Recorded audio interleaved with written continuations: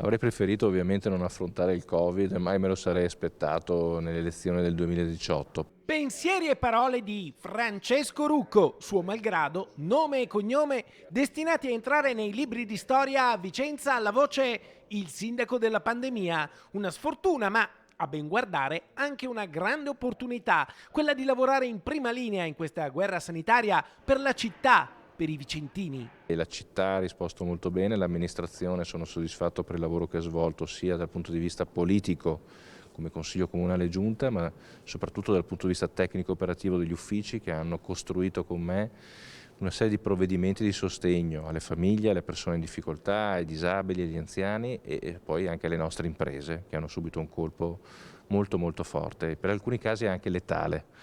E quindi i comuni si sono trovati nelle condizioni di doversi organizzare anche con provvedimenti letteralmente inventati ma che dovevano aiutare la ripresa e l'abbiamo fatto investendo oltre 12 milioni di euro in parte dello Stato, in parte del nostro comune, che abbiamo investito sul sostegno alle attività e alle famiglie e alle persone.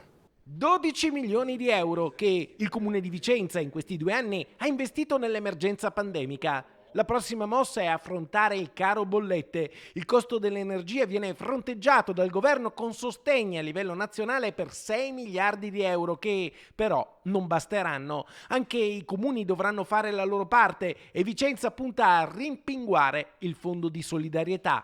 Penso a una persona che vive di pensione da sola con 700 euro al mese, riceve una bolletta da 1000 euro, si capisce che è insostenibile totalmente, quindi cercheremo di intervenire con un piccolo fondo, magari con un aiuto anche di EGSM IM che pare che si stia impegnando a fare.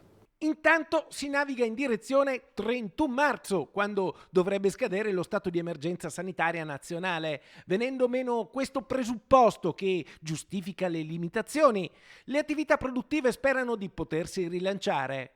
Spero che si passi anche a una revoca delle restrizioni. Questo virus non va via dalla sera alla mattina, dovremo conviverci, però con l'aiuto dei vaccini e con il rispetto delle regole credo che potremo convivere e soffrirlo magari in maniera molto più contenuta rispetto a quello che abbiamo vissuto nel 2020 e nel 2021.